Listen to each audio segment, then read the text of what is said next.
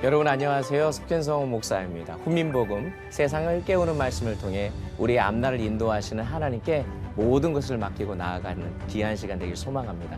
오늘도 귀한 세 분의 패널도 함께해 주셨습니다. 반갑습니다. 안녕하세요. 반갑습니다.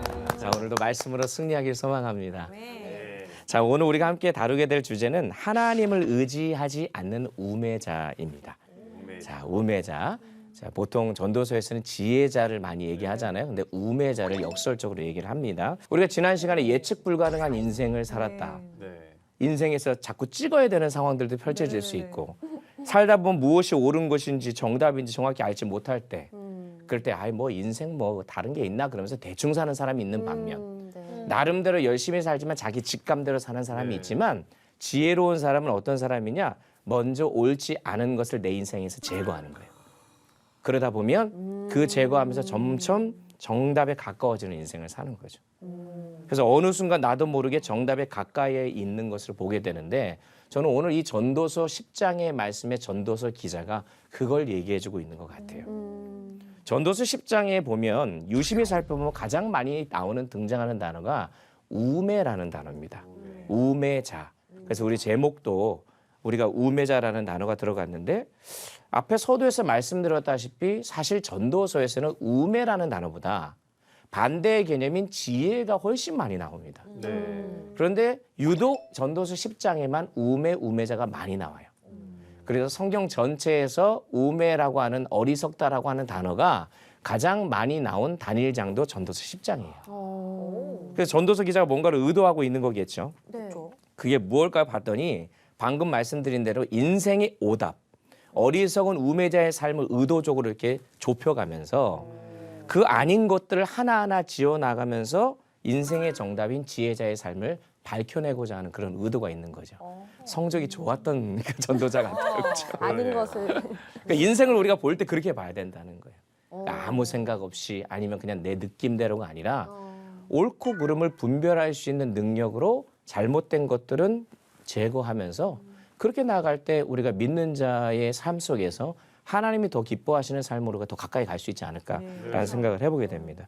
근데 이제 여기서 우매자라는 것을 좀 생각해 볼 필요가 있는데 우매자는 뭐 가방끈이 짧다든가 어리석은 사람이다 이렇게만 해석하면 안 되고 전도서의 배경에서는 항상 해 아래 있는 사람 사실 죄 많은 모든 사람이 우매자이고 정확하게 또 얘기하면 하나님을 떠나 살아가는 자라고 얘기할 수 있어요. 그래서 시편 14편 1절은 어리석은 자는 그의 마음에 이르기를 하나님이 없다 하는도다. 그들은 부패하고 그 행실이 가증하니 선을 행하는 자가 없도다라고 되어 있어요. 이 세상에서 가장 어리석은 자가 누구라는 거예요? 하나님 없다라고 하는 자들이라는 거죠. 하나님 모르는 자다라는 것입니다. 그래서 우리를 창조하시고 심판하신 하나님을 모르고 부인하는 자는 결국 육체의 쾌락을 위해서 따라 살다가 부패하고 가증한 삶을 살 수밖에 없게 되는 거예요. 자, 그것을 안 전도자가 오늘 1절 말씀에서 우리에게 경고하는데 제가 먼저 읽어볼게요. 죽은 파리들이 향기름을 악취가 나게 만드는 것 같이 적은 우매가 지혜와 존귀를 난처하게 만드느니라. 여러분 여기서 향기름이라는 것은 이스라엘에서 제사장들이 보관했던 아주 귀한 관유입니다. 그래서 향이 좋은 값비싼 향유 중 하나였는데 지금 이 말이 무슨 뜻이냐. 그 거룩하고 값비싼 향유도 파리 한 마리가 들어가서 빠져서 죽어서 썩으면 냄새가 악취가 진동해서 아무것도 쓸 수 없게 된다는 거예요. 그러니까 아무리 사소하게 보이는 조그마한 거라도 어리석은 실수와 죄악이라도 그것을 그냥 방치하면 우리의 삶에 치명적인 어떤 그런 부패가 되고 악취가 진동하는 그런 삶이 될 수 있음을 이렇게 은유적으로 표현하고 있는 거죠. 아까도 한번 살펴봤던 부분이긴 하지만 아이성 전투를 여러분 생각해 보면 전쟁에서 얻은 모든 물건을 다 바치라는 하나님의 명령을 어기잖아요. 그렇다고 뭐 많은 거 훔치지도 않아요. 조금 훔쳐요. 그것으로 인해서 별거 아닌 것 같지만 죽은 파리와 같은 이 아간한 사람 때문에 이스라엘 전쟁이 완전히 다 참패하게 됩니다. 그렇잖아요. 별거 아닌 것처럼 보입니다. 그보다 훨씬 더 컸던 여리고성은 그렇게 하나님의 말씀에 순종해서 정복했던 이스라엘이 아간 한 사람의 이 실수와 죄악을 어떻게 보면 방치하고 나서 결국 이런 참패를 겪게 되는데 이것을 통해서 우리에게 주는 여러 가지 교훈이 있는 거죠. 정말 조그만 이런 어리석은 이 행동과 이 일실수를 우리가 결코 가볍게 여겨서는 안 된다라는 것을 우리에게 이야기하고 있는 것 같습니다. 그럼 왜 사람들이 자꾸 이런 어리석은 일, 우매한 일을 하게 될까라는 질문을 던지지 않을 수 없는데 2절 말씀에 이런 말씀이 있습니다. 지혜자의 마음은 오른쪽에 있고 우매자의 마음은 어느 쪽에? 왼쪽에 있느니라. 여러분 오른쪽의 말의 어원이 뭔지 아세요? 오른쪽. 옳다. 네, 옳다예요. 아 진짜요? 네. 옳다라는 단어에서 오른쪽이 돼버렸어요. 그러면 왼쪽은요? 옳지 않다? 옳지 않다 그러면 뭐 따로 이렇게 옳지 않다 해야 되는데 왜 왼쪽이에요? 모르겠어요. 왼타. 옳지 않다 그릇다다의 옛말 중에 외다라는 단어가 있어요. 외다. 네. 거기서 이제 왼쪽이라는 단어가 나온 거예요. 재밌다. 그러니까 오른쪽과 왼쪽이라는 이 단어 속에서도 뭐가 옳고 그르다는 게 이제 전통적으로 생각하고 있는 그 개념이 있다는 걸 우리가 느낄 수 있잖아요. 그래서 사실 실제로 동서양을 막론하고 예로부터 오른쪽이 굉장히 옳다라고 여겨져 왔어요.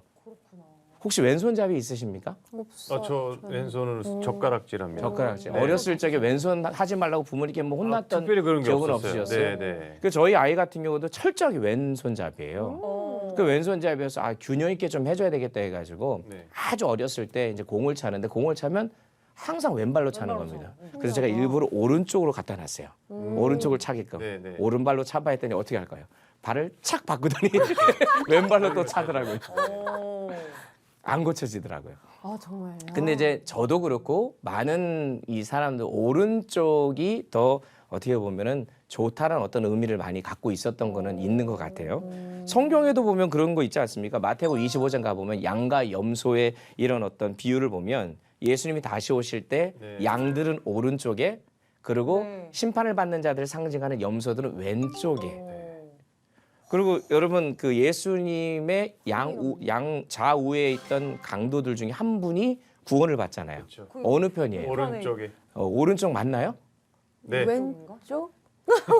네. 맞아요. 어디예요? 잘 찍어야 돼요. 또 이것도. 아 이거 모르겠네요. 찍어야 돼. 성경에는 안 나와요. 그렇구나. 한 편이라고 나와요. 한 편. 네. 한편. 그런데 많은 이들이 오른쪽 강도라고 알고 있습니다. 그러니까 성경에도 오른쪽이라는 것이 긍정적인 의미가 있다 보니까 그 유대의 사고적인 부분들도 있어요. 예수님도 하나님 우편에 앉아 계시다고 그렇죠. 얘기하니까. 네. 그런 의미 있죠. 오른손이라고 할 때는 하나님의 아주 강력한 능력의 손, 치유의 손 이런 의미도 성경에 많이 나타나거든요. 그러니까 오른손이구나. 그래서 오른쪽이 굉장히 많은 의미가 있어서 전통적으로 그렇게 생각합니다. 그래서 세번역 성경을 번역이 어떻게 했나? 이 2절 말씀을 이렇게 번역해요. 지혜로운 사람의 마음은 옳은 일쪽으로 기울고 어리석은 사람의 마음은 그릇된 일쪽으로 기운다. 아예 의역을 어떻게 해버렸어요? 오른쪽을 옳은 일, 왼쪽을 잘못된 길처럼 이렇게 하는 거예요. 그래서 지혜자는 결국 옳은 일, 하나님 편에 서지만 우매자는 하나님 반대편, 그쪽에 선다라는 얘기를 이제 이렇게 표현하고 있는 거예요. 그러니까 인생은 우리가 아까 찍기 얘기도 했지만 선택의 연속이잖아요. 그러니까 무엇을 선택하느냐에 따라서 우리의 인생이 달라질 수 있으니까 저와 여러분 항상 하나님 편에 서서 옳은 것을 택하는 인생이 돼야 될 거예요. 네. 참 지혜가 필요하겠죠. 그러면 오늘 전도자가 역설적으로 오답부터 찾아냅니다. 그래서 우매자의 특징이 뭔지를 알아보자라고 해가지고 오늘 몇 가지를 얘기하는데 그 부분을 우리가 제하면 좀 더 지혜자의 삶을 갈 수 있을 것 같은데 첫 번째 우매자의 특징 중에 하나 얘기하는 게요. 자신의 감정을 잘 다스리지 못하는 특징이 있대요. 우매자는. 막 찔리는 분 있죠. 가만히 있겠어. 과감하고 막 순간. 우리 4절 7절 말씀 레이자매니 한번 읽어주시면 감사하겠습니다. 주권자가 네게 분을 일으키거든 너는 네 자리를 떠나지 말라. 공손함이 큰 허물을 용서받게 하느니라. 내가 해 아래에서 한 가지 재난을 보았노니 곧 주권자에게서 나오는 허물이라. 우매한 자가 크게 높은 지위들을 얻고 부자들이 낮은 지위에 앉는도다. 또 내가 보았노니 종들은 말을 타고 고관들은 종들처럼 땅에 걸어 다니는도다. 아멘. 자, 여기서 주권자는요, 나라를 다스리는 통치자, 뭐 왕 같은 사람들 이야기하는 거예요. 그런데 주권자의 그 지도자의 실수와 잘못으로 나라가 혼란에 빠진다는 거예요. 그 6절 말씀대로 어리석은 사람이 높은 자리에 오르고 지혜로운 사람이 오히려 낮은 자리로 떨어지게 되는 상황이 펼쳐지게 되는데 여러분 한 나라의 주권자 왕이 우매하면 백성들이 고생 아닙니까? 네. 그래서 나라 전체가 완전 뒤죽박죽 혼란에 빠질 거예요. 그래서 우리가 위정자들 위해서도 기도하고 하는 이유가 거기 있는데 설상가상으로 자기가 잘못해놓고 어떻게 하느냐 오히려 분을 낸다는 거예요. 화를 벌컥 내가지고 신하들한테 막 뭐라 그러고 그러면서 일으키니까 자기의 마음 감정 하나 추스리지도 못하면서 무슨 나라를 통치하느냐 이제 우리가 그렇게 생각해 볼 수 있다는 거죠. 자 도망 다니려고 해서 막 화가 치밀어오고 막 분을 삭히지 못했습니다. 다윗이 그런데 도망 다니면서 사울을 죽일 수 있는 기회가 여러 번 있었어요. 네, 맞아요. 그럼에도 불구하고 그 순간에 자기가 얼마나 화가 났겠어요, 사실.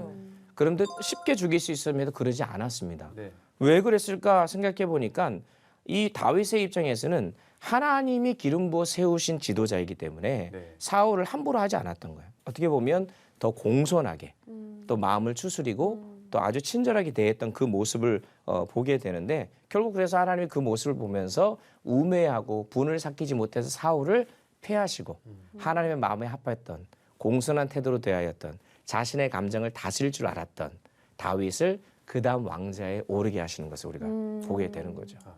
그래서 이런 모습을 보면서 또 어떤 분들은 그래요. 그러면 우리는 맨날 당하고만 살아야 되나요? 상대가 분을 내고 화를 내면 그냥 꼭 참고만 있어야 되나요?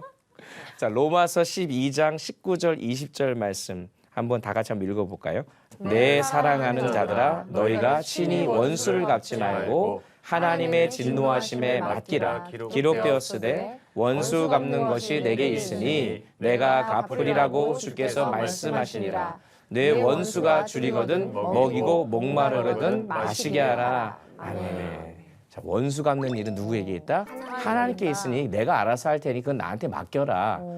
자, 그것까지 괜찮아요. 그런데 맨 마지막에 보니까 뭐래요? 네 원수가 줄이거든 먹이고 목마르거든 마시게 하라. 이게 어렵잖아요, 사실. 어렵죠.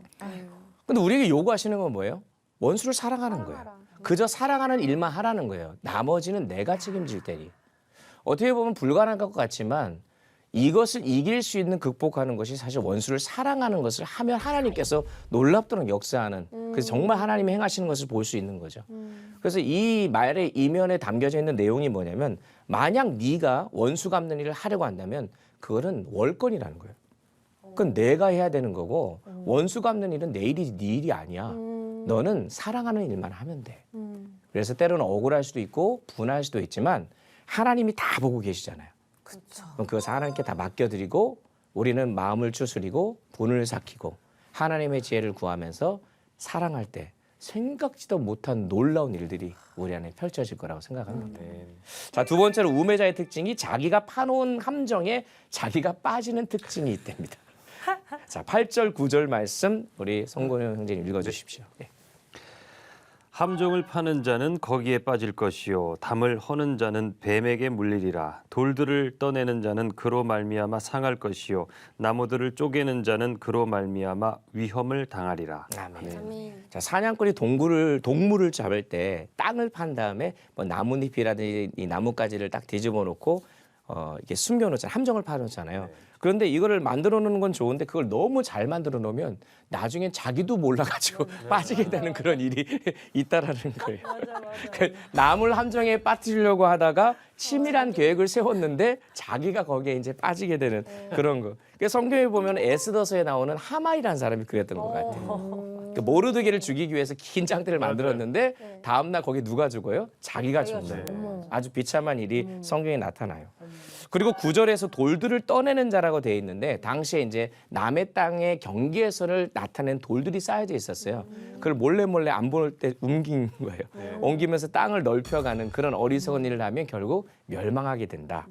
그리고 또 이야기하는 게 나무들을 쪼개는 자라고 되어 있는데 남의 영토나 밭을 침범해서 거기 농작물을 착취해 오든가 아니면 곡물들과 유실수를 도끼로 이렇게 깨트리고 쪼개는 일을 하게 되면 자기가 그렇게 하려다가 도끼가 뭐 날아가든지 파편에 맞든지 그래서 자기가 상하게 될 수 있다. 그런 이야기를 지금 하고 있는 거죠.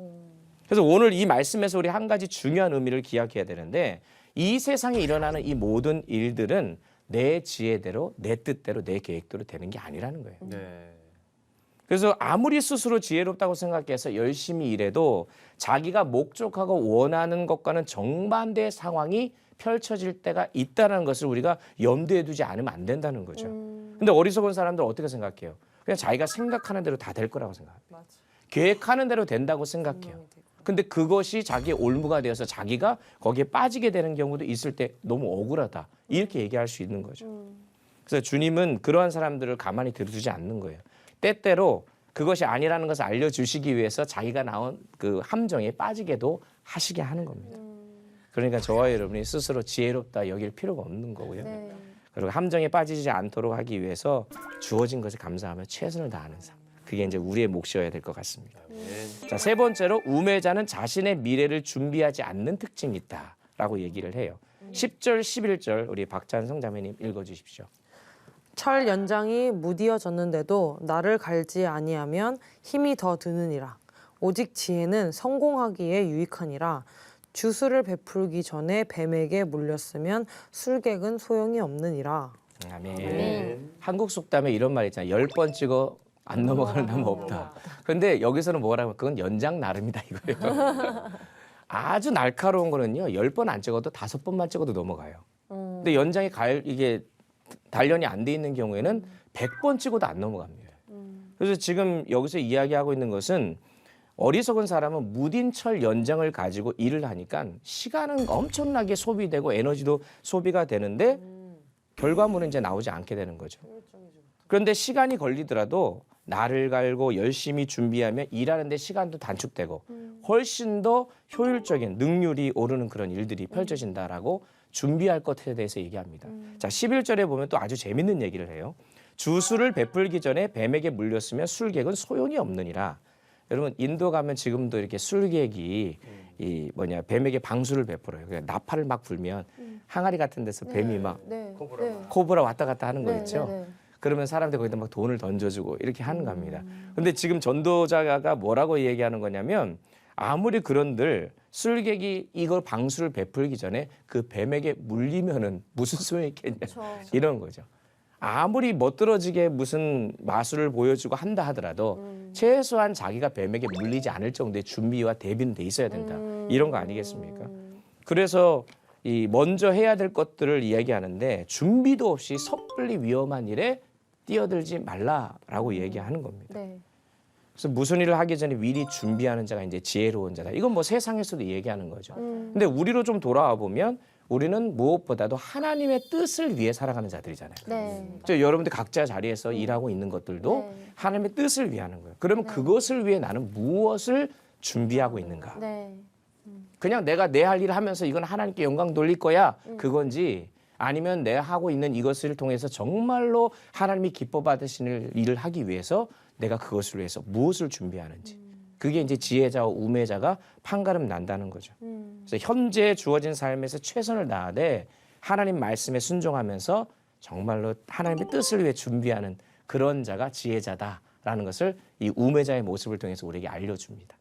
자, 마지막 하나만 살펴보고 마치겠습니다. 자, 우매자는요 말로 자신의 인생을 망치는 특징이 있다. 이렇게 됐습니다. 참 공감하죠, 그렇죠? 네. 자, 12절, 13절 다 같이 한번 마지막으로 읽어볼까요? 12절, 13절 함께 읽습니다. 시작. 지혜자의 입의 말들은 은혜로우나 우매자의 입술은 자기를 삼키나니 그의 입의 말들의 시작은 우매요. 그의 입의 결말들은 심히 미친 것이니라. 아멘. 아이고. 여기 보면 전도자가요 우매자의 입술이 자기를 삼킨다 이런 표현합니다.